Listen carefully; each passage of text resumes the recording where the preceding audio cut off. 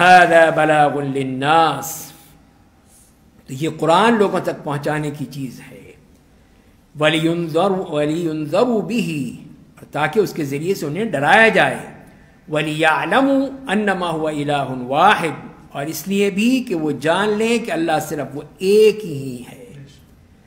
وَلِيَذَّكَّرَ أُولُو الْأَلْبَابِ، اور اس لیے بھی کہ دانش مند لوگ اس سے سبق حاصل کر لیں۔ تو یہاں پہ اللہ تعالیٰ نے اس قرآن کے تینوں مقاصد بیان کر دیے کہ یہ ہے اصل چیز جو ہدایت دیتی، ھذا بلاغ للناس، یہ ہے وہ چیز، یہ اللہ کی کتاب، اللہ کا قرآن، اللہ کی آیات، یہ ہے لوگوں کے لیے بلاغ ہیں، اس کو پہنچانا ہے۔ اور اس سے کیا ہوگا؟ پہلی چیز، پہلا مقصد وَلِيُنذَرُوا بِهِ، تاکہ اس سے ڈرایا جا سکے، دلوں میں خوف پیدا ہو، عبرت پیدا ہو کہ اگر ہم نے یہ کیا تو ہمارا بھی یہی حشر ہوگا جو ہم سے پہلوں کا ہوا تھا، تاکہ وہ انذار کی پوری ہو۔ اس لیے کہ نبی کریم صلی اللہ علیہ وسلم کو بھی نذیر کہا گیا، اسی لیے کہ آپ ڈرانے کے لیے آئے تھے، تو یہ قرآن بھی نذیر ہے، نبی کریم صلی اللہ علیہ وسلم بھی نذیر ہیں، تاکہ اس سے لوگوں کو ڈرایا جائے، لِيُنذَرُوا بِهِ۔ دوسری بات، وَلِيَعْلَمُوا أَنَّمَا هُوَ إِلَٰهٌ وَاحِدٌ، تاکہ وہ جان لیں کہ اللہ صرف ایک ہی ہے اور کوئی نہیں اللہ کے ساتھ، تاکہ شرک سے باز آ جائیں، اس ظلم سے باز آ جائیں جو ظلم عظیم ہے،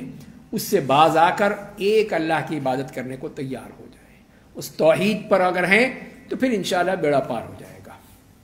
اور تیسری بات، وَلِيَذَّكَّرَ أُولُو الْأَلْبَابِ، اس لیے بھی کہ دانش مند لوگ اس سے سبق حاصل کریں، اس لیے یہ کتاب ہے، صرف تبرک کے لیے نہیں ہے کہ اس سے صرف قرآن خوانی ہوتے رہیں، میتوں کے لیے ایصال ثواب ہوتا رہے، صرف اس کے لیے نہیں آیا قرآن، یہ قرآن اس لیے آیا وَلِيَذَّكَّرَ أُولُو الْأَلْبَابِ، کہ جن کو اللہ نے عقل دی ہے، سمجھ دی ہے، سوچنے سمجھنے کی صلاحیت دی ہے، اس سے کچھ فائدہ اٹھائیں، اس سے نصیحت حاصل کریں کہ یہ قرآن کیا کہہ رہا ہے، کس قسم کی دعوت دے رہا ہے، تاکہ وہ سمجھ سکیں۔ تو یہ ہے وہ قرآن کے مقاصد بتا دیا آخر میں، تاکہ اس قرآن سے فائدہ اٹھایا جا سکے اور اس کو سمجھا جا سکے۔ اللہ تعالی ہمیں بھی توفیق عطا فرمائے کہ ہم قرآن کو اسی طرح سمجھ سکیں